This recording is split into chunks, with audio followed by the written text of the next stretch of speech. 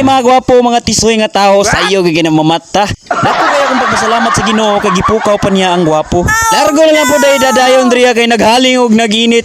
Bagaw man ato ginit, nagampi na po tayo diretso. Siyempre ang gwapo magtimo-timo gina kay mo gwapo og samot. Og higupan nito tong kape nga pinapaka ba alami ay. Basta inani gini kabuntagon, di gini mawala ang kape og ahaw. Why lame, kinsay ganahan. Bahala dili sila ganahan sa atong mga video. Importante kita gwapo. Yoy!